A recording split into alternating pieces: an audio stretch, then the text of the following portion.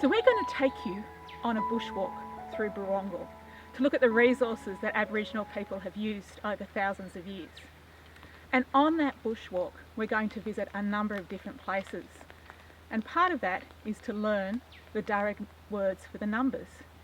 So we have Wargle, 1, Bulla, 2, Bulla, Wargle, 3, Bulla, Bulla, 4, Bulla, Bulla, Wargle, 5, Bulla, Bulla, Bulla is 6. And then after that, we know it by Jarralang. Jarralang's a number that just means lots. Here we are at Wargle, number 1. This is a bulrush. The Darug people know it as baraba, which is a general word for grass. But this type of grass grows in the water, swampy areas. And when you harvest it, you can actually eat the roots. So you pull out the whole plant and you chop off the roots and then you can bake it. Have you ever eaten a root? Root vegetables are things like potatoes and sweet potatoes and carrots and beetroot. So if you've eaten any of them, you've eaten roots. Now you can also eat other things of this. You can eat the green bit, the sort of greeny white bit at the bottom of the plant leaves as well. And I've had that chopped up in coleslaw. Makes a really nice crunch. This is the head of the bulrush. And this is one of the ways that you can identify a bulrush or a kumbunji.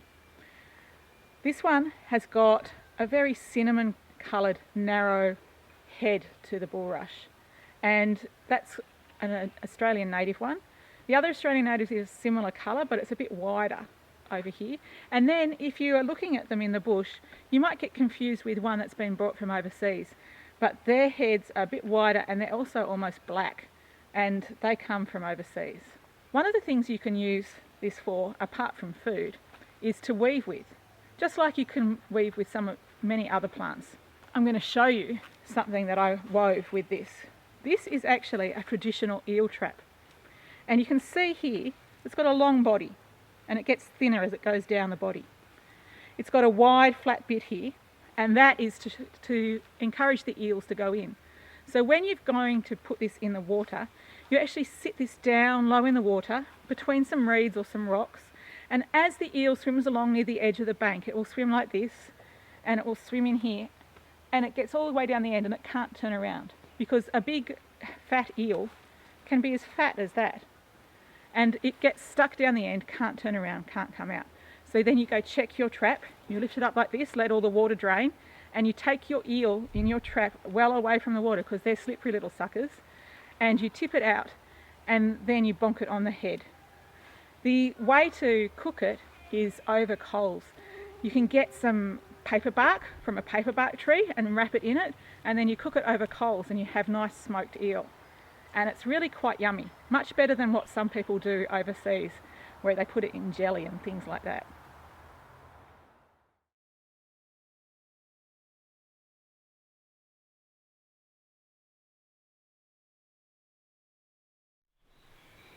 This is number 2, which is a sandpaper fig, or in Darug, Ulawong.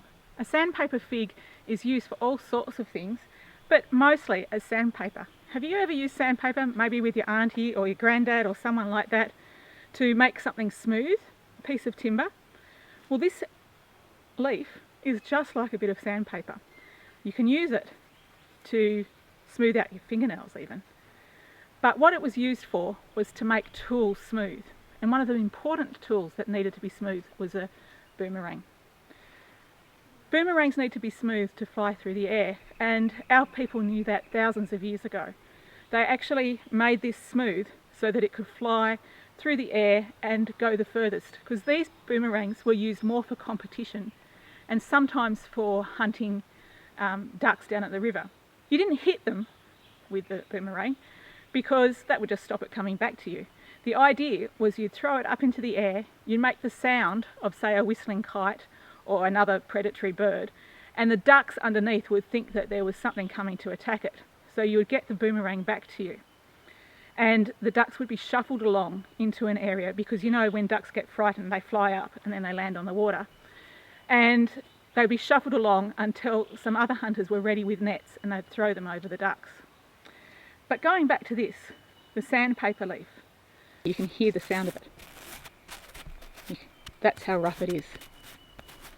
You can also eat the fruit on a sandpaper fig, but it's hairy and you need to get the hairs off. You can use one of these leaves, or you can rub it in sand to get the hairs off it.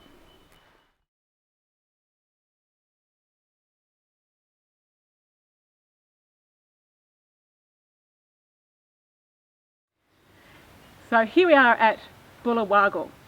That's the Port Jackson fig, also known in Darug as Daman.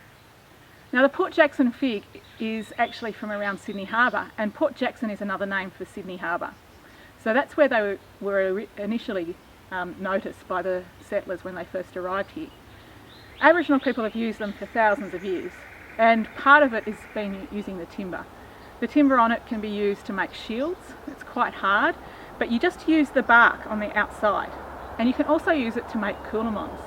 The tree that we're talking about behind me is the one with white splotches that are a bit like paint marks all up and down its branches and the trunk.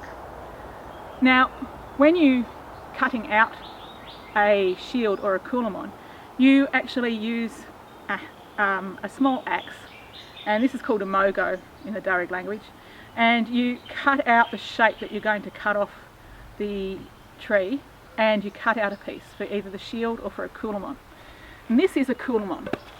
So a coolamon is actually a women's tool, and you can have small ones, big ones. You can have big ones that are big enough to put a small baby in. You line it with some fur and the baby sits in there and you can rock the baby to sleep. The other ones can be used for making ochre in, or this one you could collect grasses like from the kumbunji that we talked about earlier, or the lomandra that we'll see later, and you can collect a whole heap of grasses in there and carry it like this so that they don't all fall out of your arm. Another thing you can collect is seeds in here, and if you're collecting seeds from, say, the lomandra or the cutty grass or something like that, and they have little coatings on the outside, and sometimes we call them chaff in English. And what you do is, to get rid of the chaff, you use your coolamon like this and throw it up in the air, and as the seeds come up in the air you just blow gently and it gets rid of all the seed coatings and the seeds just fall in here. And then you can use a grinding tool to grind either in a coolamon if it's a good coolamon, or in a hard stone area. Now a coolamon is also used as a shovel, so you can use this to dig things with as well and shovel things out of the way. So there's all sorts of ways that you can use this. When you have cut off a coolamon or a shield off a tree, it leaves a scar on the tree. And scar trees are really important artefacts for Aboriginal people, because not only are they showing this is where the tools were made, but often scar trees were used to be grave markers as well, and to remember the dead. And so there's often scar trees with pieces taken out like this around the countryside in New South Wales and Queensland and Victoria, where there's actually a burial underneath as well. The fruit are really tiny at the moment, and they grow to be about 4 or 5 times bigger than that, and they get a bit yellow, and that's when they're ripe enough to eat, and the birds really love them.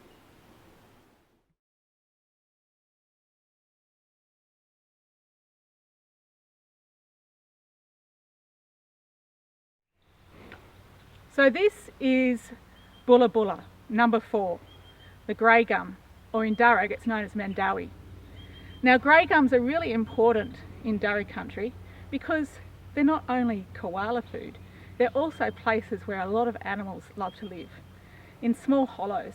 And those small hollows are formed in big old trees. And this tree is getting old enough to be a big old tree with hollows, but it's probably the only one at Barongal which is of a similar age. And to encourage animals into the trees around here, we also have nest boxes, and you might be able to see a nest box up here. That's not for a koala, it's for a small sugar glider or feathertail glider. And we also have possums here, and you can actually see possum scratches all the way up the tree. And we have a possum! Oh dear. No, it's not really a possum. It's a possum skin. Now these possum skins were used for all sorts of things. They were used for baby blankets and also used to make cloaks, because in winter it gets cold in Sydney and the mountains around Sydney, and so the cloaks were worn with the possum skin inside on cold days, but when it was rainy they were often worn like this. And they were sewn together with all sorts of things like maybe kangaroo tendons and things like that, and often you would see drawings etched in here of things that told stories about people's songlines. People's songlines are really important because they're connected to their totems. And the totem for the Aboriginal women of the Darug Nation is actually a possum, which meant that they couldn't kill them or eat them. The men could though, because their totem was the flying fox. And the flying fox is important because it helps pollinate lots and lots of different plants. The possum skins though were very important, and the women could tell the men when they needed some, and that allowed the men to go and hunt possum. And to be a good possum hunter was usually a thing that boys aspired to. They had their axes and they would cut notches all the way up to a hollow. And when they were about 15 or 16, this is their job. They'd climb up there, put their hand in, pull out the possum. You had to be pretty brave because those claws are really scratchy, and pull it out and then knock it on the head. Now, if you were eating any animal or killing an animal, you had to respect it by using every part of it. So you'd use its skin, and you'd treat the skin so that it wouldn't shrink, and you could use it as a cloak or a blanket. And you would eat all the meat, and you would even use the bones. So you could use the bones for tools or decorations or ornaments or all sorts of things like that, maybe a bit of jewellery. So the possum skins were really important. Possums are protected here these days, so we don't kill them here in Australia anymore. What happened was, about 100 years ago, someone thought it would be a brilliant idea to take possums to New Zealand because they didn't have them there. And the possums really loved it there, and their babies had babies, and their babies' babies had babies, and their babies' babies' babies had babies, and took over the whole of New Zealand. And they're a pest there, so that people can actually go out and hunt them because they are a pest. And then people treat the skins and send them to Australia, where Aboriginal people today are still using them to make blankets for babies and for cloaks for their elders. Now, I was talking a bit about totems. Totems are really important. You can't eat your totem, and you treat it like it's a brother or sister or mother or father. So it's akin to you. It's part of your family. So if you see it in trouble, you've got to go look after that. And people had totems not just for their nation, for the Darug Nation, but they had totems for their clan. The Buru Barongal people who lived in this area, their totem for their clan, their family group, was actually the kangaroo. And then people had individual totems. So you'd have a totem given to you by your mum at birth, and you'd have to look after them. So you would have 3, maybe 4, maybe even 5 totems that you would be looking after, and you needed to know everything about that totem.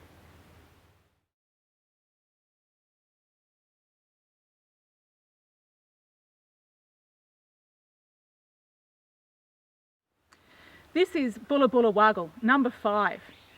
We're looking at a geebung here. A geebung's also known in Darug as Naan Burra. And a geebung actually has fruits on it at different times of the year. Not at the moment. At the moment, it has flowers on it. The flowers will produce fruit, and the fruit are like about the same size as a grape.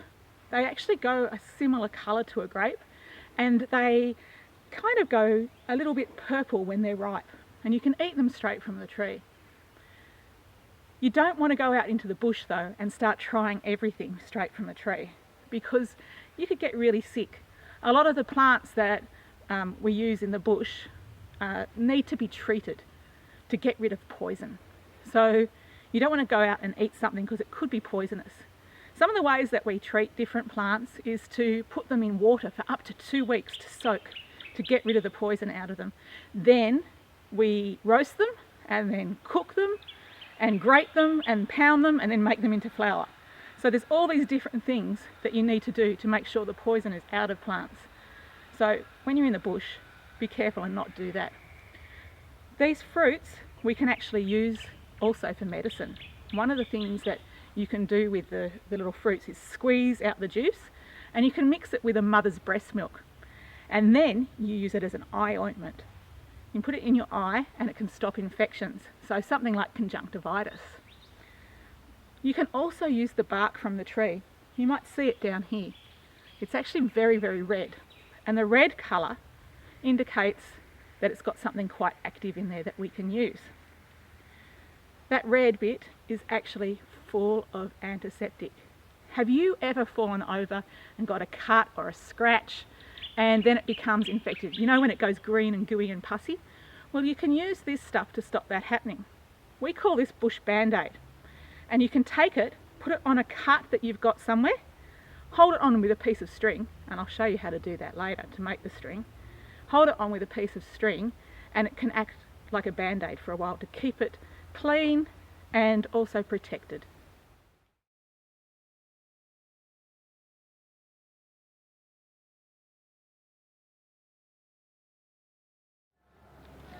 Here we are at Bulla Bulla Bulla, number 6, Mat Rush.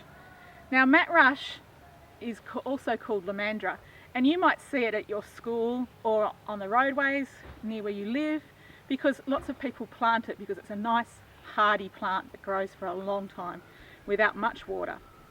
Now one of the things you can use this for is if you're out bushwalking and you have a need for a bit of a drink but you don't have any water with you, you can actually suck on the end of this. And it gets a bit of sweet water out into your mouth and helps the saliva moisten your mouth up. The other thing that you can do with these is given by the hint of the name Mat Rush. You can kind of weave with it and make mats, but I usually weave with it to make baskets. And to do that, I ask the plant for a part of it so that it's okay, that I take some of the leaves from it and I strip it, which means I put my fingernail in and I strip it into smaller, thinner bits. And that allows me to weave with it. And I'm going to show you some of the weaving that I've done with that. So this is a basket that's made from Lomandra grass. You can see it's no longer dark green. It's because it's dried out and it's changed colour. But when you make one of these, it's called the coiling method. And you can see it makes a big coil that goes round and round and round. I'm going to turn it over and show you the bottom. And you can see the coil even better there. Now one of these baskets might take around about 2 afternoons of sitting down, having a bit of a yarn and weaving. So another use that you can use Lomandra for, or Mat Rush for, is to use the seeds. Now at certain times of year the seeds come up and they're kind of yellow colour, and you can shake them off and then you can grind them up and you can make a little flat bread on a bush oven in the fire. This is an old seed head, it's lost its seeds, and you might have seen those on the plants around your place as well.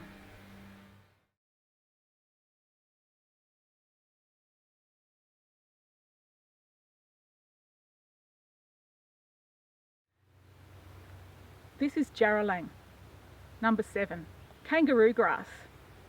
Now kangaroo grass is used by Aboriginal people all around Australia and New South Wales, even out into the desert lands.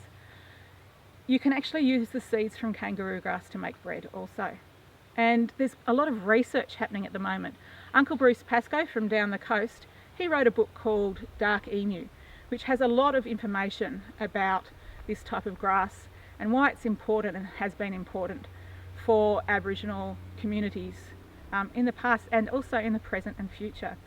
He's actually doing some research to grow it with different people down the coast, and they are supplying a whole lot of bakers and bread shops with a brand new type of seed that they can use. There's a few interesting things about this, completely different to wheat, which is what we use mostly for bread. Wheat, when you grow it, you've got to chop it down and replant it every year. So the seeds need to go in the soil each year, and the roots don't stay in the soil. They just die off with the plant.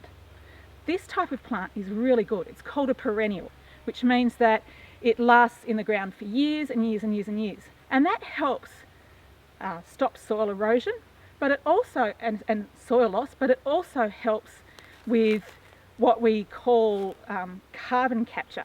So it stops a lot of the carbon release out of the soil, and that's good for climate change.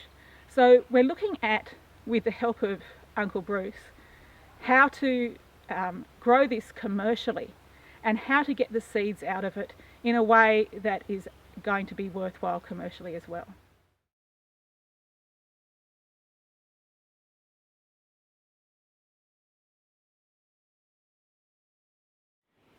Hi, here we are at number 8. This is Jarralang in the Darug language, many. This is a stringy bark. A stringy bark is known as burun in Darug. And stringy bark trees were used for lots of things. For coolamons that you may have seen at one of the other locations, and for canoes. And we're going to actually pin a link to this so that you will be able to see a video of how a canoe is made, which we did here at Barongal with a whole lot of teenagers in 2018. The other thing, of course, that stringy bark can be used for is for making string.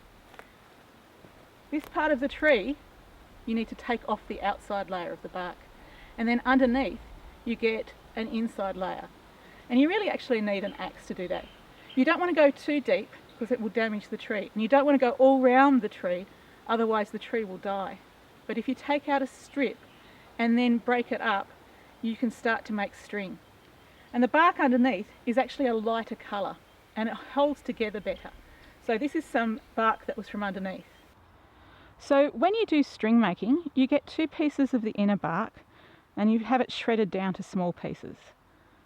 You grab 2 of them with your thumb and your forefinger, and then you've got 2 pieces hanging out like this. Now the aunties who taught me how to do this, they told me you twist away to the country and then you bring it back over the bottom one, back to the coast. Twist away to the country, back to the coast. If you were from somewhere else, you'd possibly twist away to the coast and back to the country. But I'm going to keep doing this, and I'll probably get a little bit faster. Keep twirling it and moving my finger along, and in a very short time, I should have some string to be able to show you. There you go. That's the beginning of a piece of string. Now, I'm going to show you a bit I made earlier. But I'm going to squeeze it up there with all the rest. You can make hundreds of meters of string just like this.